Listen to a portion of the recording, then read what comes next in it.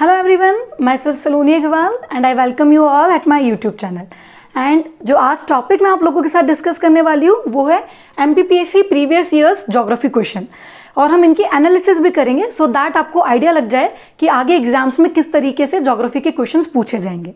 ये वीडियो सिर्फ MPPSC में ही आपको हेल्प नहीं करेगा, अदर वनडे एग्जाम्स या अदर स्टेट सर्विस एग्जाम्स में भी मदद करेगा। सो आइए हम लोग स्टार्ट करते हैं।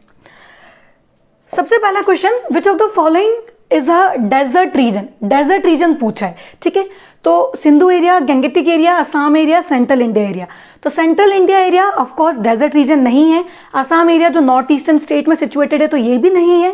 गंगेटिक एरिया वो वाला पार्ट जहां से गंगा यमुना निकली है तो ये भी नहीं है। So answer is Sindhu area, ठीक है। Sindhu area is a area, हमारी अगर इंडिया के मैप में देखेंगे तो ये वाले रीजन जो है यहाँ पे डेजर्ट सिचुएटेड है। Moving on, the longest river in India is, ठीक है। यू हैव 4 ऑप्शंस, हमको बताना है कि इनमें से लॉन्गेस्ट कौन सी है। तो अगर आप ऑप्शंस को ध्यान से देखेंगे तो इसका answer is Ganga. Ganga is the longest river in India, ठीक है। अगर गंगा का कोई आपको लेंथ पूछता है तो इट इज 2525 किलोमीटर, ठीक है। जबकि अगर आप ब्रह्मपुत्र और इंडस का टोटल लेंथ देखेंगे तो वो बहुत ज़्यादा है, बट उसमें से जितना पार्ट इंडिया में फ्लो करता है वो काफ़ी कम है। जैसे कि अगर आप ब्रह्मपुत्र का टोटल लेंथ देखेंगे तो it is approximately 2900 kilometre, but उसमें से 916 किलोमीटर पार्ट ही इंडिया में फ्लो करता है। सेम केस इंडस के साथ है, इसका जो टोटल लेंथ है दैट इज 2880 किलोमीटर, जबकि इंडिया में जो पार्ट फ्लो करता है दैट इज 1114 किलोमीटर। बची बात गोदावरी की, तो गोदावरी एक पेनिनसुलर रिवर है जिसका total length it is approximately 1465 kilometre. अगर इस वाले पार्ट पे क्वेश्चन पूछा जा सकता है तो अपकमिंग एग्जाम में आपसे ये भी पूछा जा सकता है कि इन रिवर का सोर्स क्या है, ठीक है, इन रिवर का माउथ क्या है, इनमें से कौन सी किस रिवर की ट्रिब्यूटरी एंड सो ऑन। तो ड्रेनेज सिस्टम ऑफ इंडिया एक पूरा टॉपिक है जो हम आने वाले वीडियोस में डिस्कस करेंगे, आप वहां से उसके बारे में देख सकते हैं। But for the time being आप लोगों को मालूम होना चाहिए गंगा इज अ रिवर जो गंगोत्री ग्लेशियर से ओरिजिनेट होती है, ठीक है। सो एंड गंगा के आपको 5 प्रयाग के बारे में भी मालूम होना चाहिए। एंड भागीरथी और अलकनंदा जब देवप्रयाग पे मिलते हैं तब आपकी गंगा रिवर बनती है, ओके। सो आप ये वाला टॉपिक भी कवर करिएगा। इसके बाद next question, this southern most range of India. India की सदर्न मोस्ट रेंज पूछिए। अगर आप ऑप्शंस को ध्यान से देखें तो नल्ला मलाई सदर्न मोस्ट नहीं है, ठीक है। नीलगिरी ईस्टर्न और वेस्टर्न घाट का जंक्शन पॉइंट है, ठीक है। अन्नामलाई ऑफकोर्स नहीं है, तो जो सदर्न मोस्ट रेंज बचती है दैट इज योर कार्डेमन, ठीक है। Cardamom range is a range which is situated in Kerala, ठीक है। तो ये सदर्न मोस्ट रेंज है among the given options, alright. Moving on, which state of India touches maximum state boundaries, as in जितने states आपको दिए हुए हैं उनमें से आपको बताना है किस स्टेट की boundary maximum number of states के साथ शेयर होती है, ओके। अब इस टाइप के क्वेश्चंस अटेम्प्ट करने के लिए आपका जो मैपिंग वाला पार्ट है वो साउंड होना चाहिए। एज इन आपको मैप पे पता होना चाहिए कि मध्य प्रदेश कहाँ सिचुएटेड है, कर्नाटका कहाँ है, आंध्र प्रदेश कहाँ है एंड सो ऑन, ठीक है। सो अगर आप इंडिया के मैप को ध्यान से देखेंगे तो Madhya Pradesh, this is Madhya Pradesh, this is UP, this is Karnataka and this is your, एक और ऑप्शन क्या है, आंध्र प्रदेश, दिस इज आंध्र प्रदेश। अगर आप इस मैप में ध्यान से देखते हैं तो उत्तर प्रदेश को अगर आप देखेंगे तो there are several state which touches the boundary of Uttar Pradesh, जिसमें से सबसे पहला है आपका उत्तराखंड, ओके। दूसरा है आपका हिमाचल प्रदेश, तीसरा है आपका हरियाणा, ओके। चौथा है आपका राजस्थान, 5वां है मध्य प्रदेश, 6th छत्तीसगढ़, 7th झारखंड और 8th बिहार, ओके। तो Uttar Pradesh is the state which shares maximum boundaries, ठीक है। और आपको इस मैप के थ्रू ये भी समझ में आ गया होगा कि कौन सी बाउंड्री किसके साथ टच होती है। सिमिलरली अगर आपको कल को कोई क्वेश्चन पूछता है कि गुजरात किस किस स्टेट के साथ अपनी बाउंड्री शेयर करता है, तो ऑफकोर्स सबसे पहले आप मार्क करेंगे Rajasthan, followed by Madhya Pradesh, followed by Maharashtra. तो टोटल कितनी हुई, 3। तो इस तरह के क्वेश्चन जब भी पूछे जाते हैं तो हमको मैप पे स्टेट्स की लोकेशन पता होना चाहिए, देन ओनली हम लोग इस क्वेश्चन का आंसर कर सकते हैं। Otherwise it will be very difficult for us to answer such type of questions, ठीक है। Okay, moving on to next question. बहुत इजी है, डायरेक्टली पूछा है कि पाक स्ट्रेट इज लोकेटेड बिटवीन। अच्छा, सबसे पहले तो आपको पता होना चाहिए कि स्ट्रेट क्या होता है, ठीक है। स्ट्रेट वो एरिया पानी में जो दो वाटर बॉडीज को कनेक्ट करता है, जो दो वाटर बॉडीज को क्या करता है, कनेक्ट करता है। At the same time straight दो लैंड मास को सेपरेट करता है, ठीक है। Keep this point in mind. Straight is a narrow body of water which joins two larger bodies of water and at the same time it separates two landmass। तो अगर आपको states याद होंगे तभी आप इसको आंसर कर सकते हो, अदरवाइज नहीं कर सकते हो। ऑप्शन से इंडिया एंड पाकिस्तान तो ऑफकोर्स नहीं है, इंडिया एंड बांग्लादेश ऑफकोर्स नहीं है, लैंड बाउंड्री वाला पार्ट है। India and Sri Lanka, India and Maldives, तो इन दोनों में से कोई आंसर है। तो answer is your India and Sri Lanka. मैं आपको इसका इमेज दिखाती हूँ तो ज्यादा अच्छे से आपको समझ में आएगा। इस इमेज में देखो, this is your Tamil Nadu state, this is your Kerala, okay. यहाँ पे एक स्टेट है जिसका नाम है पाक state, okay. So Palk strait is situated between India and Sri Lanka. At the same time it is joining, इधर में आपका बे ऑफ बंगाल और इधर में आपका इंडियन ओशियन, इन दोनों को ये ज्वाइन करता है, ओके। तो प्लीज जितने भी स्टेट्स हैं you have to learn important states, ठीक है। हमारी अपकमिंग वीडियोज में भी आपको स्टेट्स के बारे में मिल जाएगा, तो आप वहां से भी उसको देख सकते। जो नेक्स्ट क्वेश्चन है, it is the second largest river basin of India, ठीक है। क्वेश्चन ध्यान से देखिए, इसमें पूछा है सेकेंड लार्जेस्ट। तो अगर हम ऑप्शंस देखते हैं, महानदी, नर्मदा, गोदावरी, कावेरी, ठीक है। तो अगर आप गोदावरी की बात करोगे तो इसका अप्रोक्सीमेट लेंथ जो है इट इज 1465 किलोमीटर। तो इंडिया में second largest river basin Godavari बनाती है, ठीक है। इसको वृद्धगंगा भी बोला जाता है और इसका जो सोर्स है that is Trimbakeshwar district, Maharashtra, और इसका जो माउथ है that is Bay of Bengal, okay. So keep this point in mind कि गोदावरी कहाँ से ओरिजिनेट होती है और कहाँ पे जाके एंड होती है। Important river. Again drainage basin का ही एक और क्वेश्चन आ गया, अभी इसके पहले भी हमने एक डिस्कस करा था, इंपॉर्टेंट टॉपिक है। नेक्स्ट क्वेश्चन है इंटरट्रॉपिकल कन्वर्जेंस जोन, जिसको ITCZ बोला जाता है, जो कि एक लो प्रेशर जोन है, ठीक है। ये कहाँ पे सिचुएटेड है या फिर ये कहाँ पे लोकेटेड है? ये क्वेश्चन अगर आप देखेंगे तो अच्छा क्वेश्चन है, क्योंकि इसमें आपको थोड़ा सा क्लाइमेटोलॉजी वाले कॉन्सेप्ट्स क्लियर होने चाहिए। जैसे अगर हम बात करें between trade winds and westerlies belt, between westerlies and polar winds belt, near by the poles, at the equator, okay. So इसका आंसर है एट द इक्वेटर, क्योंकि ITCZ अगर मैं आपको वर्ल्ड मैप पे थोड़ा सा बना के बताऊं या ग्लोब पे बना के बताऊं तो दिस इज योर इक्वेटर, ठीक है। इक्वेटर एक लो प्रेशर एरिया है, ठीक है। पोल्स पे आपका हाई प्रेशर होता है, तो पोल्स वाला ऑप्शन तो चला गया। तो जो लो प्रेशर जोन बनता है वो इक्वेटर पे बनता है, और इस वाले एरिया को ही, इक्वेटर के आसपास वाले एरिया को ही ITCZ बोला जाता है। इंटरट्रॉपिकल कन्वर्जेंस जोन क्यों बोला जाता है? क्योंकि यहां से नॉर्थ ईस्ट ट्रेड विंड्स और साउथ ईस्ट ट्रेड विंड्स आके कन्वर्ज होती है, इसलिए इसको कन्वर्जेंस जोन बोला जाता है, okay. Keep this point in mind. Moving on, Kanha national park is famous for, ठीक है। ये बहुत इजी क्वेश्चन है, सबसे पहले पता होना चाहिए कान्हा नेशनल पार्क कहाँ है। It is situated in MP, Madhya Pradesh, and it is famous for tigers, okay. Easy question था, बहुत इजी क्वेश्चन पूछा था।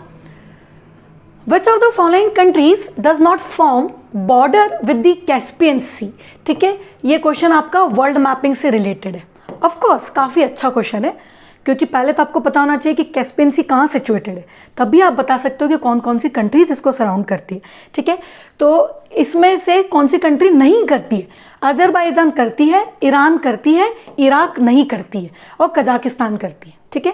कैस्पियन सी के आसपास एक्चुअली में 5 कंट्रीज है, जिसमें से 3 ये हो गई, 2 और देखिए, 2 और एक और बचा रशिया, रशिया के अलावा एक और बचा तुर्कमेनिस्तान, ठीक है।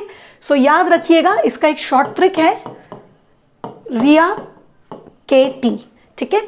R is for Russia, I is for Iran, A is for Azerbaijan, K is for Kazakhstan and T is for Turkmenistan. So option में इराक था, मतलब इराक कैस्पियन सी को सराउंड नहीं करता है। अच्छा क्वेश्चन था ये, ठीक है। Okay, what is kayal? Kayal किसको बोलते हैं? Kayals are nothing but this are lagoons of Kerala, ठीक है। इनको बैक वाटर लेक्स भी बोला जाता है और लगून्स ऑफ केरला भी बोला जाता है। स्ट्रेट फैक्ट था, कुछ ज्यादा इसमें टफ था नहीं, सो इसका आंसर लगून ऑफ केरला है। Next question, which of the following pairs is not correctly matched. ठीक है, क्वेश्चन को ध्यान से पढ़ के आंसर करना है, कौन सा पेयर करेक्ट नहीं है। ठीक है, canyon river, zeugen wind, inselberg glacier, moraine glacier. सबसे पहली चीज तो मैं आप लोगों को ये बताना चाहूंगी कि ये जितने भी ऑप्शंस है ये एक्सोजेनेटिक प्रोसेसेस से रिलेटेड है ना। जो एक्सोजेनेटिक प्रोसेसेस में हम लोग इरोजनल और डिपोजिशनल लैंडफॉर्म्स पढ़ते हैं, उसी से ये क्वेश्चन रिलेटेड है। तो बेसिकली अच्छा क्वेश्चन था जो जियोलॉजी से रिलेट कर रहा था। अगर आप इसमें देखेंगे तो कैनियन ऑफकोर्स रनिंग वाटर की वजह से बनता है, रिवर की वजह से बनता है। ज़ुइगेन विंड बनाता है। ठीक है, inselberg is also formed by wind. ठीक है, inselberg is an erosional landform. ठीक है, आज के बाद आप लोग ये भी याद रखेंगे, it is a type of erosional landform. ठीक है, अगर ये पूछ सकता है तो कल को ये भी स्टेटमेंट दे सकता है कि inselberg is a depositional landform, तो वो गलत होगा क्योंकि it is a type of erosional landform. और मोरेन ऑफ कोर्स ये ग्लेशियर्स के द्वारा बनता है। तो जो इनकरेक्ट पेयर है इट इज सी। ठीक है, इंसलबर्ग करेक्ट, ग्लेशियर की जगह क्या आएगा, विंड आएगा। ठीक है, इरोजनल और डिपोजिशनल लैंडफॉर्म्स का क्वेश्चन है। स्ट्रोम्बोली इज एन, आपको बताना है कि स्ट्रोम्बोली क्या है, बहुत फेमस वॉल्केनो है। ठीक है, इनफैक्ट आई वुड रदर से it is an active volcano which is situated in Italy, Sicily वाला पार्ट। ठीक है, इटली जो मेडिटेरियन सी के ऊपर एक कंट्री है जो जिसका नाम है इटली, वहां पे ये सिचुएटेड है। ठीक है, सो इसका आंसर क्या है, it is a type of active volcano. ठीक है, at the same time Stromboli को lighthouse of Mediterranean region भी बोला जाता है। ठीक है, क्योंकि ये जो वॉल्केनो है बहुत ज्यादा वायलेंट स्टॉर्म वॉल्केनो। ठीक है, मूविंग ऑन, अच्छा क्वेश्चन था। अगर ये क्वेश्चन आया है तो आप लोगों को वल्केनिज्म से रिलेटेड कॉन्सेप्ट्स पता होना चाहिए, सो दैट अगर आने वाले एग्जाम्स में बने तो आप सॉल्व कर सकते हैं। In which year was the Water Pollution Prevention and Control Act enforced? बहुत फैक्चुअल क्वेश्चन था कि कौन से ईयर में water pollution prevention and control act बना है। ठीक है, सो इसका जो आंसर है that is in the year 1974। Okay, answer is 1974। Factual question था, कोई टफ नहीं है उसमें कुछ भी। एक क्वेश्चन आया है 2011 के सेंसस पे। ठीक है, कि अगर 2011 के सेंसस के अकॉर्डिंग देखें तो जो डेंसिटी है पॉपुलेशन की इंडिया में वो कितनी है। So answer is 382। Again a factual question, directly आपको बताना था। ओके, आगे बढ़ते हैं, आंसर 382 है। Next question, which of the following pairs is not correctly matched. Again you have to identify the pair जो इनकरेक्ट है। तो सबसे पहले तो ये जो लेफ्ट हैंड साइड पे लिखा है लिपुलेख, नाथुला, रोहतांग, पालघाट, ये सब क्या है, ये सब पासेज है। ठीक है, दर्रे। तो पास पे भी क्वेश्चन बन गया तो ऑफकोर्स आने वाले टाइम में भी आ सकता है, रिपीट भी हो सकता है। Lipulekh Uttarakhand, Nathu La Arunachal Pradesh, this is a Arunachal Pradesh, Rohtang Himachal Pradesh, Palghat Kerala. Palghat of course Kerala में सिचुएटेड है, रोहतांग पास हिमाचल प्रदेश में सिचुएटेड है, लिपुलेख उत्तराखंड में, Nathula is situated in Sikkim. Okay, so this pair is incorrect, answer is B. क्या पूछा है, क्या टिक करना है, ध्यान से रखिएगा इस बात का। सो नाथुला अरुणाचल प्रदेश इज एन इनकरेक्ट पेयर। आगे बढ़ते हैं, पानी प्लेन इज रिलेटेड टू। ठीक है, पानी प्लेन क्या है, वो किससे रिलेट करता है। Again a question from erosional landform. Okay, अभी हाल हमने बात करी थी इंसलबर्ग, जो अगेन वैसे ही peneplain is a plain which is formed by stream erosion. और स्ट्रीम इरोजन मतलब रनिंग वाटर या रिवर की वजह से जो प्लेन बनता है। ठीक है, रनिंग वाटर बोलो या स्ट्रीम बोलो या रिवर बोलो, सब एक ही चीज है। ठीक है, वो जो प्लेन बनता है दैट इज पानी प्लेन। तो ऑप्शंस में है wind, underground water, glacier and river. So answer is river. Confuse करने के लिए अंडरग्राउंड वाटर डाला हुआ है, underground water is not the answer. Okay, underground water की वजह से there are different erosional and depositional landforms, जिसमें कि अंडरग्राउंड वाटर की वजह से एक बहुत इंपॉर्टेंट डिपोजिशनल लैंडफॉर्म है जिसको आप बोलते हो स्टैलेक्टाइट, और इसी को आप बोलते हो इसी को नहीं, मतलब एक और जो बनता है उसको बोलते हो स्टैलेग्माइट। ठीक है, ये बहुत इंपॉर्टेंट है, ये भी वनडे एग्जाम्स में काफ़ी बार पूछा हुआ है।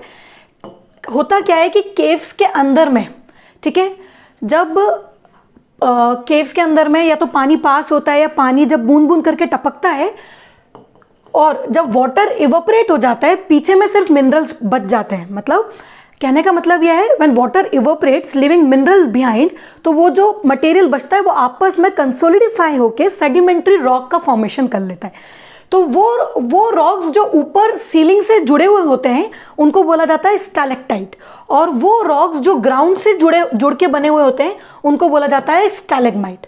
और अगर स्टैलेक्टाइट और स्टैलेग्माइट आपस में जुड़ जाए तो ये काय का फॉर्मेशन कर लेते हैं, पिलर का। So keep this point in mind, okay, कि stalactite and stalagmite are the depositional landform which is created by underground water, peneplain river से रिलेटेड है, ओके। बाकी के इरोजनल और डिपोजिशनल लैंडफॉर्म आप और देख सकते हैं कि कौन सा काई से बनता है। मूविंग ऑन, ये तो इसका ही आंसर है। Next question, which of the following regions is the original habitat of Toda tribe. Toda is a type of tribal community, ठीक है, ये फैक्चुअल वाला क्वेश्चन है। अब आपको पता ही होना चाहिए डायरेक्टली कि जो नीलगिरी हिल्स है वहां पे टोडा ट्राइब जो है रहती है। सो इसका आंसर क्या है, नीलगिरी हिल्स, ओके। अच्छा क्वेश्चन था ये भी।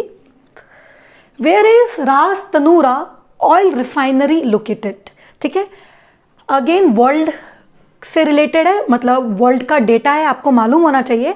रास तनूरा ऑयल रिफाइनरी है जो एक कंट्री है सऊदी अरेबिया, वहां पे सिचुएटेड है, ओके। सो ये बहुत पुरानी रिफाइनरी है, ठीक है, जो सऊदी अरब में सिचुएटेड है। और अगर आप देखेंगे तो वहीं पे आपका पर्शियन गल्फ कोस्ट है, तो वहीं पे ये रिफाइनरी सिचुएटेड है, ठीक है। आगे बढ़ते हैं। इन विच बेल्ट द वॉल्केनिक या फिर the volcanic eruption is maximum. तो पहले तो आप लोगों को ये पता होना चाहिए कि वल्केनिज्म कहाँ कहाँ पे हो सकता है या फिर वल्केनिक इरप्शन कहाँ कहाँ पे हो सकता है, ठीक है। ऑप्शन है mid continental, circum Pacific, mid Atlantic, intraplate volcanoes. This is actually intraplate, ठीक है, ओके। अगर हम इन ऑप्शंस में देखें तो मिड कॉन्टिनेंटल बेल्ट, अगर आप इसकी बात करेंगे तो which is your trans Eurasian belt या अल्पाइन बेल्ट, वहां पे इतना ज्यादा वॉल्केनिक इरप्शन नहीं होता in comparison to circum Pacific belt, ठीक है। This circum Pacific belt is also known as rings of fire, okay. Where it is situated, it is situated in the Pacific Ocean, okay, okay. So circum-Pacific belt is also known as rings of fire, situated in the Pacific Ocean, and it includes countries like, कौन सी countries है जो पूरा Pacific ocean को surround कर रही है। ऐसे आप बोल सकते हो इंडोनेशिया, ठीक है, जितने भी साउथ एशियन आइलैंड्स है, जापान वाला part, north America, south America का पूरा वेस्टर्न कोस्टल मार्जिन, वो सब इसके अंदर में आता है। Mid Atlantic regions, for the sake of information, ये अटलांटिक ओशियंस में सिचुएटेड है, ओके। सो जो इसका आंसर है, this is your circum Pacific. Moving on, market range in USA is famous for which mineral. ये काफी अच्छा क्वेश्चन था। ये question mineral resources of world से रिलेटेड है, ठीक है। आपके एमपीपीएससी में एक टॉपिक है मिनरल रिसोर्सेज ऑफ वर्ल्ड, उसमें से पूछा गया है। ऑप्शन है uranium, copper, zinc and iron ore. Factual question है। जो मार्केट रेंज है, it is famous for iron ore, okay. So keep this point in mind. Next question, which of the following canal has transformed agricultural activities of western districts of Rajasthan, ठीक है। कौन सी canal है जिसका बहुत ज्यादा contribution है? Of course yes, it is Indira Gandhi canal. कनार और रामगंगा ये तो है नहीं, आंसर बहुत इजी है इसका, हम सबको पता है, Indira Gandhi canal. Next question, among the following densely populated regions which one does not depend directly on agriculture, ठीक है। अब इसका कोई स्ट्रेट आंसर नहीं है। Among the following densely populated regions, मतलब आपको आंसर इन ऑप्शंस में से निकालना है, तो हमको पहले ऑप्शंस को अच्छे से एनालाइज करना पड़ेगा। Lower valley of river Nile, Nile is a river which flows in African continent, okay. ध्यान रखना, वर्ल्ड की लॉन्गेस्ट रिवर है, कहाँ पे फ्लो करती है? अफ्रीकन कॉन्टिनेंट में, ठीक है। नाइल का सोर्स याद रखना, नाइल का जो सोर्स है it is blue Nile and white Nile. Okay, मतलब वाइट नाइल और ब्लू नाइल मिलके नाइल रिवर को बनाती है। तो फिर अगर कोई पूछता है कि ब्लू नाइल कहां से निकली है, इंपॉर्टेंट है, लिख के रखना कहीं पे, ये लेक ताना से निकली है। ठीक है, कोई पूछता है कि लेक ताना कहां पे है, तो ये कहां पे सिचुएटेड है, इथोपिया में।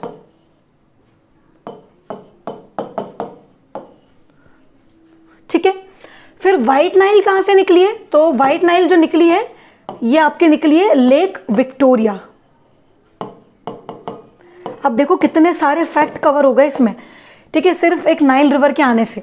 नाइल रिवर का सोर्स है blue Nile, white Nile. Blue Nile निकली है लेक ताना से, इथोपिया एक कंट्री है अफ्रीकन कॉन्टिनेंट में।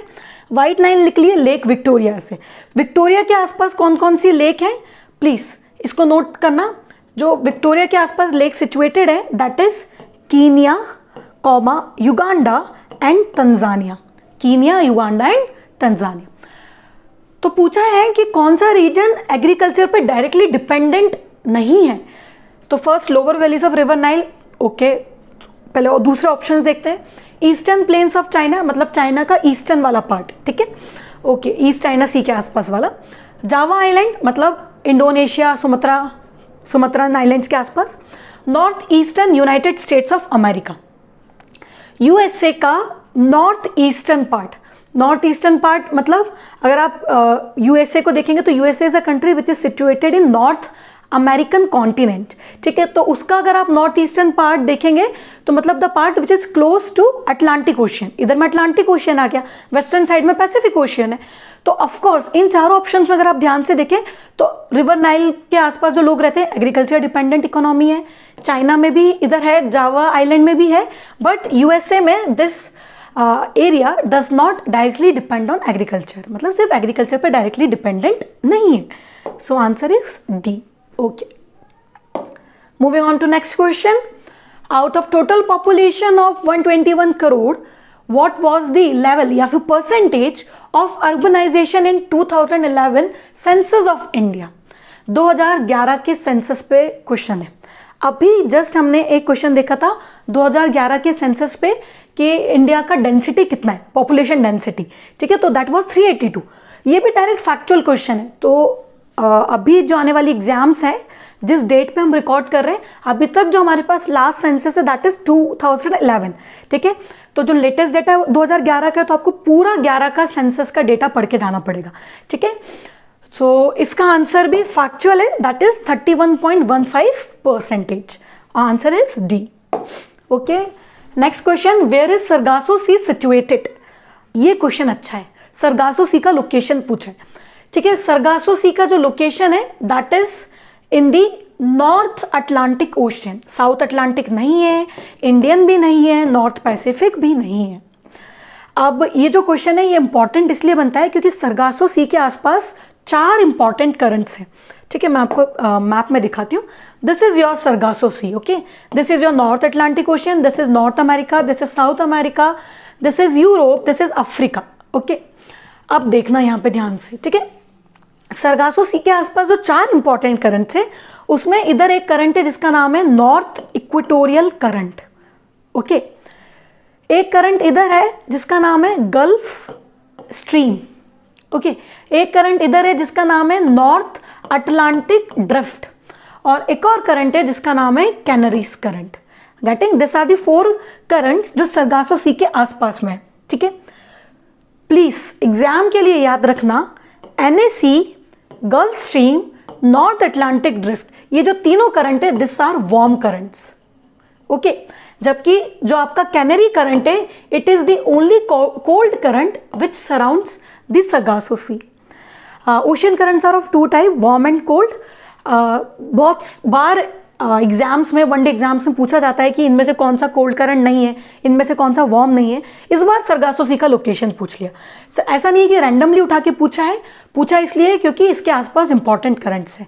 सो keep this point in mind, और at the same time currents भी याद रखिएगा। ओके, आगे बढ़ते हैं।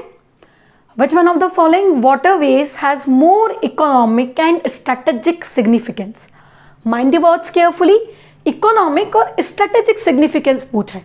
ऑप्शंस देखिए, दिस इज पाक स्टेट, PALK, स्पेलिंग करेक्ट कर लेना, पाक state, Malacca state, Swiss canal और पनामा कैनाल, ठीक है। इन चारों को अगर आप ध्यान से देखें तो पाक स्टेट इंडिया और श्रीलंका के बीच में, ठीक है। मलक्का स्ट्रेट सबको मालूम है इधर साउथ एशियन वाले पार्ट में, इंडोनेशिया के पास। स्विस कैनाल मेडिटेरेनियन सी और रेड सी को कनेक्ट करता है। पनामा कैनाल अगर हम देखें तो इधर में पैसिफिक ओशियन और अटलांटिक ओशियन को ज्वाइन करता है, ठीक है, मतलब नॉर्थ अमेरिका और साउथ अमेरिका के बीच में ऑलमोस्ट। अगर क्वेश्चन को ध्यान से पढ़ा जाए तो इसमें पूछा है इकोनॉमिक और स्ट्रेटेजिक सिग्निफिकेंस पूछा है। तो देखो, जब भी कोई ट्रेड कैरी आउट करा जाता है तो अगर आप इधर देखोगे, लेट्स सपोज अगर आप इधर एशिया से चलना चालू करें और आप इधर अफ्रीकन कॉन्टिनेंट में एंटर कर रहे हो, तो जैसे ही आप रेड सी जाओगे और रेड सी से अगर आप मेडिटेरेनियन सी जाना चाहते हो तो बीच में क्या पड़ती है आपकी स्विस कैनाल, ठीक है, तो डायरेक्टली आपको यूरोपियन कॉन्टिनेंट से कनेक्ट करती है, ठीक है। तो Suez Canal is the right answer and it is situated between Mediterranean Sea and Red Sea. Map पे भी आप देख सकते हैं, this is your Suez Canal, ठीक है, ऊपर में मेडिटेरेनियन सी, ये आपके नीचे में रेड सी है, इधर में आपका अफ्रीकन कॉन्टिनेंट, बेसिकली आपकी जो कंट्री है it is your Egypt, okay. और इधर में जो पेनिनसुला है दैट इज सिनाई पेनिनसुला, है ना, पूरा जो आपका अरेबियन पेनिनसुला वाला पार्ट है वो सब है, ठीक है। So this are some questions जो हमने डिस्कस करे हैं। हम और भी क्वेश्चंस अपकमिंग वीडियोस में डिस्कस करेंगे जो इसका रिमेनिंग पार्ट है। प्लीज़ ये ध्यान रखिए कि जो क्वेश्चन MPPSC में आ चुका है ऐसा नहीं है कि वो रिपीट नहीं हो सकता, रिपीट भी हो सकता है, प्लस हमको एक आइडिया लग जाता है कि हम किस डायरेक्शन में प्रिपरेशन करें, क्योंकि बहुत सारा स्टफ है पढ़ने के लिए, okay. So yes, I am ending my session here. Thank you all of you, will meet you in the next. Good luck, take care, keep preparing.